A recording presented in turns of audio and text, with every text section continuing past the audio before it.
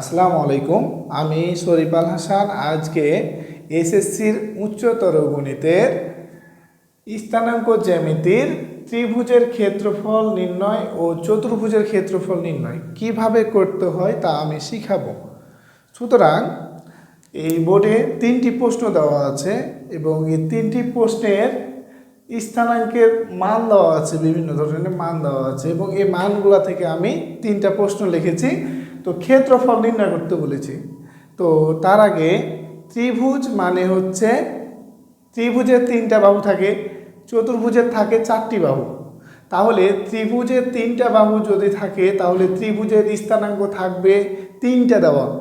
যদি চতুর্ভুজ হয় তাহলে চতুর্ভুজের স্থানাঙ্কের মান দেওয়া থাকবে 4টে, অর্থাৎ চতুর্ভুজের যেহেতু 4টা বাহু। তাহলে এই যে প্রশ্নটা আমাকে করেছে cx3y3, এই বিন্দুর ক্ষেত্রফলটা নির্ণয় করো। তাহলে এটা অবশ্যই 3টা স্থানাঙ্ক দেওয়া আছে, তাহলে এটা কি ত্রিভুজ হবে। তো এই ত্রিভুজের ক্ষেত্রফল চেয়েছে, তাহলে সর্বপ্রথম আমাকে কি করতে হবে, দেওয়া আছে বলে আমাকে লিখতে হবে এ মানে কি দেওয়া আছে x1 y1, বি মানে কি দেওয়া আছে x2 y2, সি মানে দেওয়া আছে কি x3 y3। এটা আগে আমি তুলব। দেন আমাকে আগে বুঝতে হবে যে ক্ষেত্রফল নির্ণয়টা কিভাবে করতে হয়। তো ক্ষেত্রফল আমি আমার গ্রাফ পেপারে আমরা যে 3টা বিন্দু বসাবো, মনে করেন যে এটা হলো আমার ত্রিভুজ।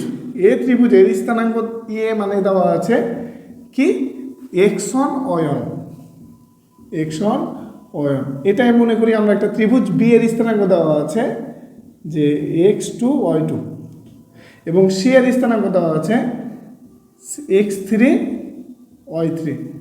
আমার এই স্থানাঙ্কটি দেওয়া আছে, মনে করি আমরা এরকম একটা আমার ত্রিভুজ। এই ত্রিভুজের স্থানাঙ্ক এভাবে দেওয়া আছে, এ মানে এটা, বি মানে এটা, সি মানে এটা। তাহলে এখান থেকে আমি ক্ষেত্রফলটা কিভাবে বের করব।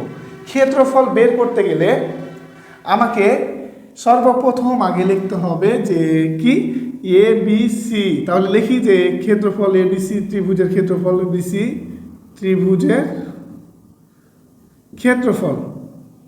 ক্ষেত্রফল সমান, সর্বপ্রথম আগে আমাকে হাফ দিতে হবে 1/2, হাফ দিতে হবে। হাফ দেওয়ার পরে আমার যে বিন্দুগুলো আছে, অর্থাৎ আমি যদি এ পাশ থেকে ধরি এ, তাহলে এ থেকে বি, বি থেকে সি, সি থেকে আবার এতে যেতে হবে। অর্থাৎ আমি যদি এ ধরে কাজ করি, সর্বপ্রথম যদি এ এর স্থানাঙ্ক নিয়ে আমি কাজ করি, তাহলে এ এর স্থানাঙ্কর পরে যাবে বি, বি থেকে সি, সি থেকে আবার এ।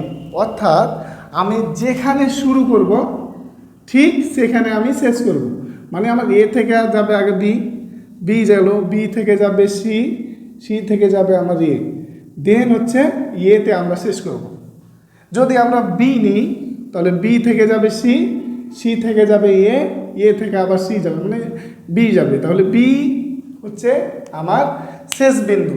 আমি যদি সিকে ধরি তাহলে কি হবে, সি থেকে যাবে কি এ থেকে বি, বি থেকে সি, অর্থাৎ সি এসে আমার শেষ হবে। তাহলে আমি যদি ধরি যে এ থেকে আমি ধরি, এখান থেকে আমি ধরলাম, তাহলে এ গেল, তারপরে লিখবো আমি বি, তারপরে লিখবো সি, তারপর আবার এ। তাহলে আমার এটা কমপ্লিট হয়ে যাবে। কিন্তু এখানে এ মানে তো আমরা এ লিখবো না, বি মানে তো আমরা বি লিখবো না। আমরা লিখবো কোনটা, আমরা লিখবো সেটাই যেটা স্থানাঙ্ক আমার প্রশ্নের দেওয়া আছে। তাহলে আমরা এখানে খেয়াল করি যে সমান দিই হাফ।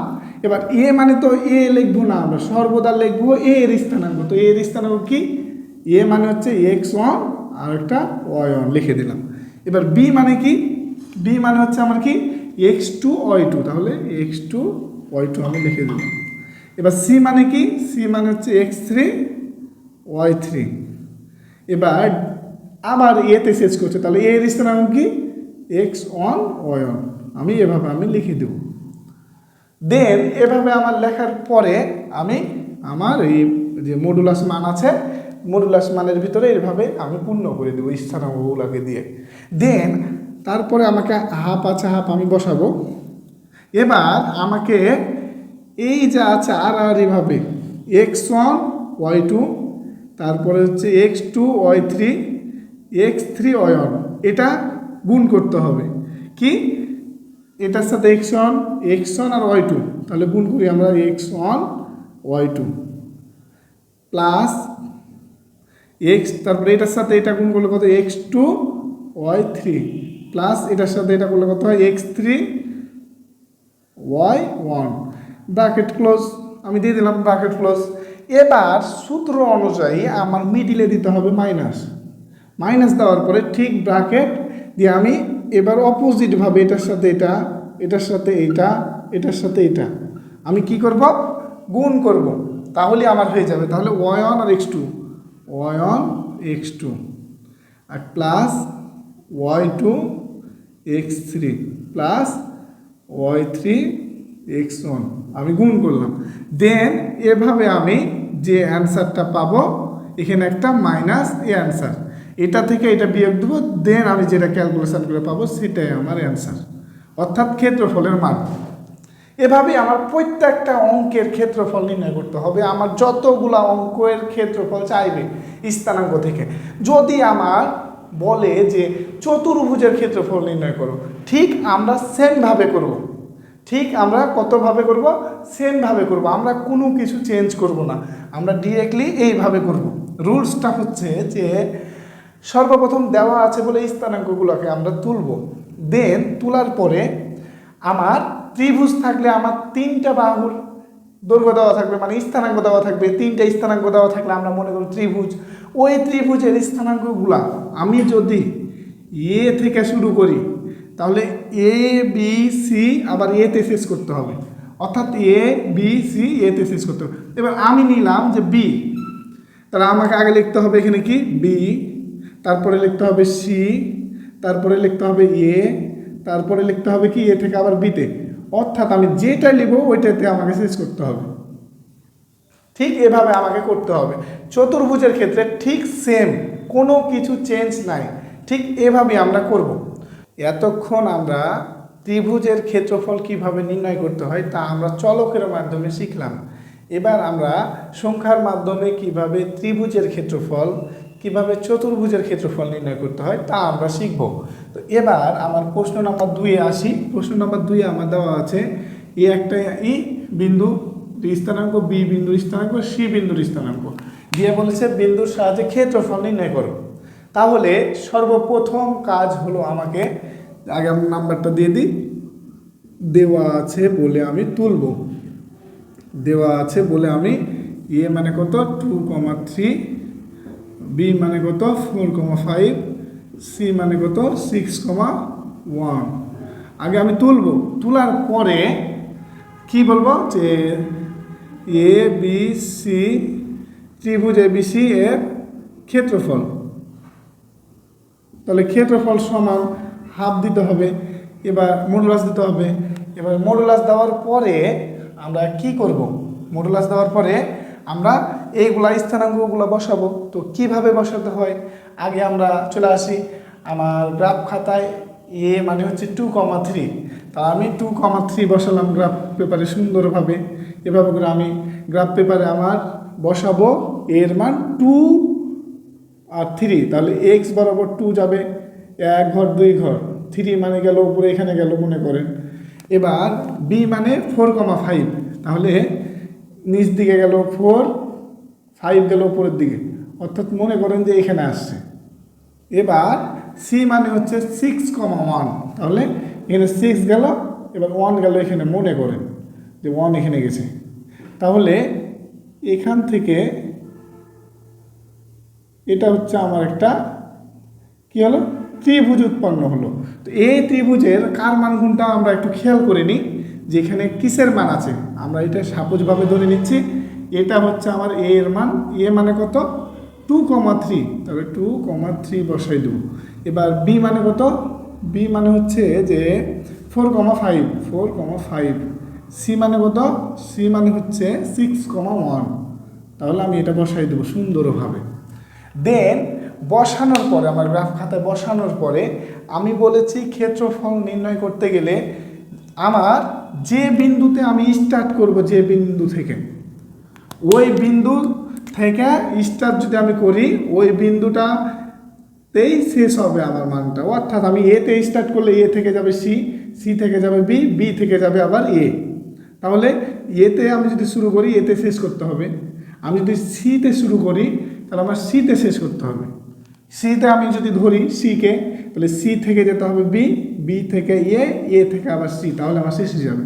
তো আমি একে ধরি, তাহলে এ থেকে যেতে হবে কি সি, সি থেকে যেতে হবে বি, বি থেকে যেতে হবে এ, মানে একে ধরলে এতেই শেষ করতে হবে।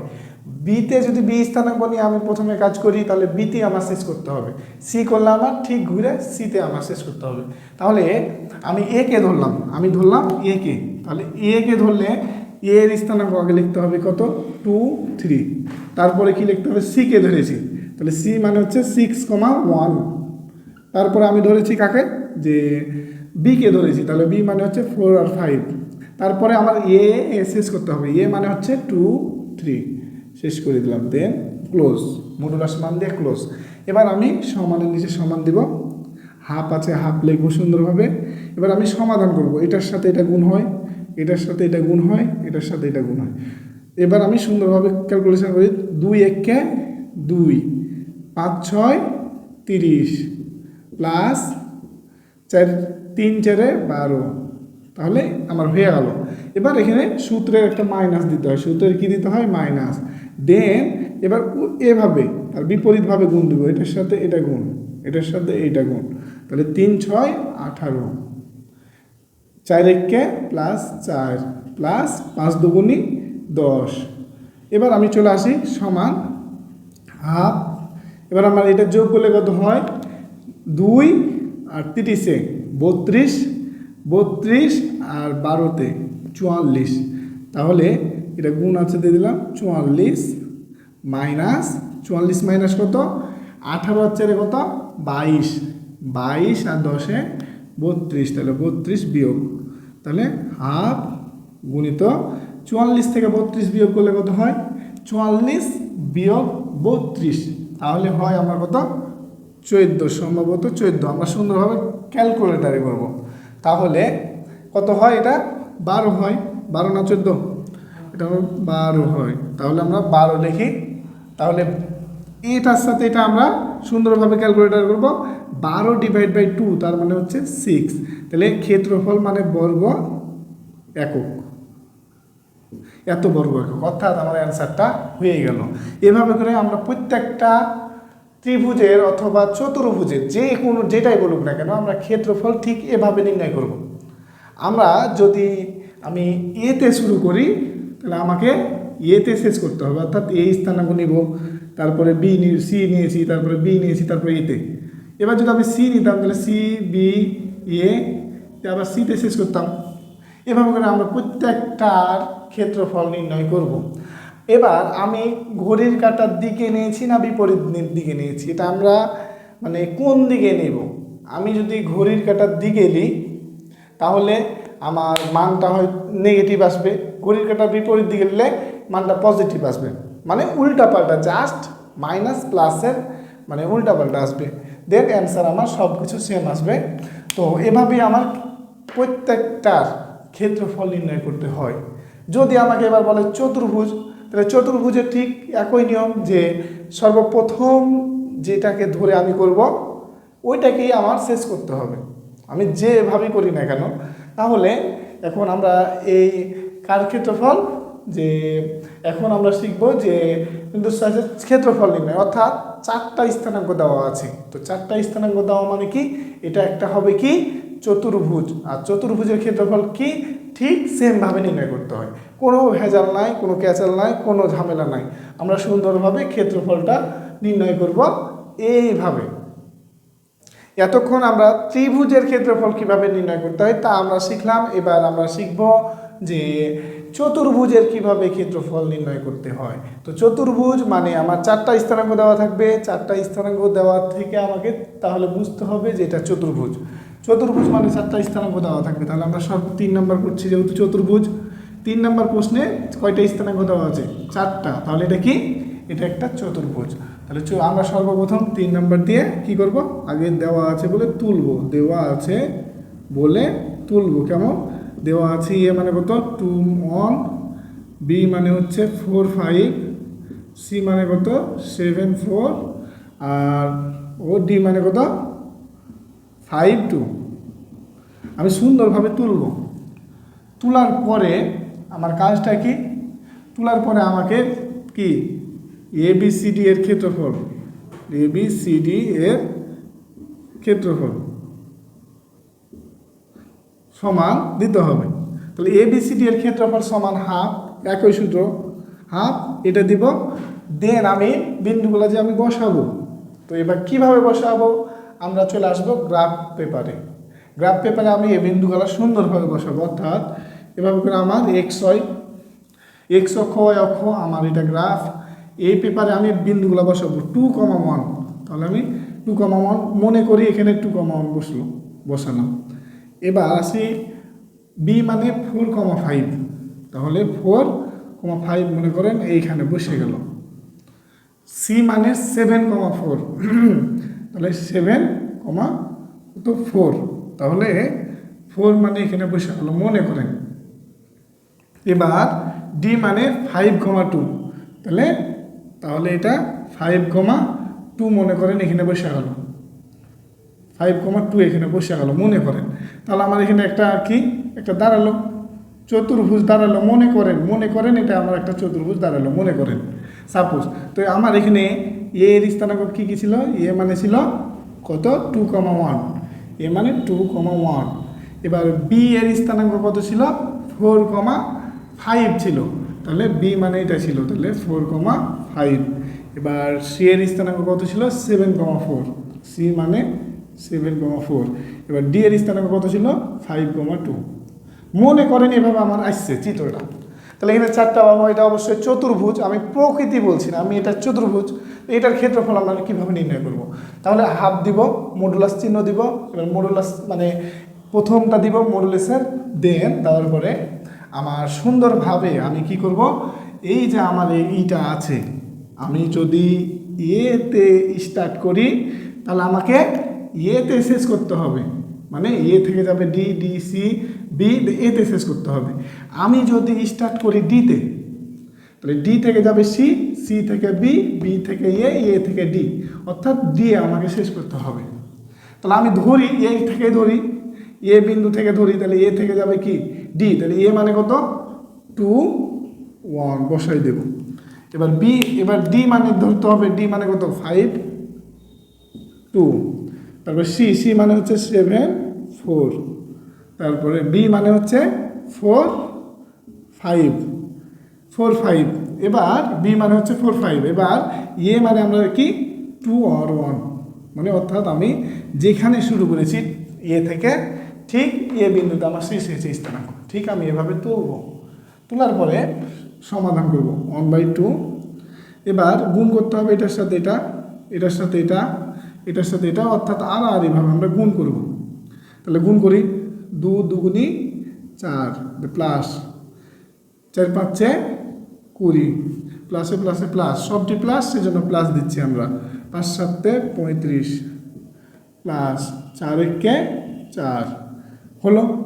দেন এবার কি করতে হবে, এভাবে গুণ করতে হবে, এটার সাথে এটা, এটার সাথে এটা, এটার সাথে এটা, এটার সাথে এটা। তাহলে 5 1 মাইনাস চিহ্ন এখানে দিতে হবে।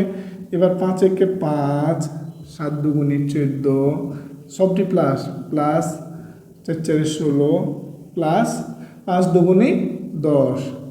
এভাবে সুন্দরভাবে আমরা আগে করব। দেন করার পরে আমার সুন্দরভাবে এই গুণগুলো আমরা করব, নিয়মটা ফলো করব। করার পরে এবার আমরা ক্যালকুলেশান করব, অর্থাৎ সমাধান করব। তাহলে আমার এখানে আছে কত 1/2 বসাই দিব। এবার আমি এটি যোগ করব, তাহলে যোগ করলে কত হয় আমরা এটা সুন্দরভাবে ক্যালকুলেটারে করে নেব, তাহলে আমার সবচেয়ে সুবিধা হবে। 4 যোগ 20 যোগ 35 যোগ 4, তাহলে কত আসছে আমার 63। তাহলে আমি সুন্দরভাবে এখানে 63 লিখে দেবো, 63। বিয়োগ আছে, বিয়োগ দিয়ে দিলাম। এবার এখানে কত আসছে আমি এটা লিখে দাও, এখানে বিয়োগ আছে, হেডলাইনে বিয়োগ দিয়ে দিলাম। এবার আমার এটি কত আসছে এটা আমি একটু খেয়াল করি যে 5 plus 14 plus 16 plus 10 in total 45। তাহলে এখানে আছে 45, তাহলে আমি সুন্দরভাবে লিখে দিলাম। দেন 1/2 63 থেকে 45 বাদ দিলে কত হয়, তাহলে আমি সুন্দরভাবে ক্যালকুলেটারে করব যে 63 বিয়োগ 45, তাহলে আসছে আমার 18। তাহলে আমি 18 সুন্দরভাবে গণিত 18 দিয়ে দিলাম সমান 18 ডিভাইড বাই 2, তাহলে কত হচ্ছে আমার 9। তাহলে 9 বর্গ একক। সুন্দরভাবে এটা হচ্ছে আমার অ্যান্সার। অর্থাৎ এই যে 3 নম্বর এ বি সি ডি বিন্দু সাহায্যে ক্ষেত্রফল, তো এটার হচ্ছে ক্ষেত্রফল হচ্ছে 9 বর্গ একক। আমরা ঠিক এভাবে প্রত্যেকটার বর্গ আমরা নির্ণয় করব। আমার এভাবে প্রত্যেকটার অঙ্কের কি ক্ষেত্রফল নির্ণয় করব, দেন বর্গ একক আমি লিখে দেবো। আমরা কিভাবে স্টেপ স্টেপ করলাম এগুলো আপনারা ফলো করবেন, ইনশাল্লাহ পরীক্ষাতে এভাবেই থাকবে এবং এগুলাই থাকে।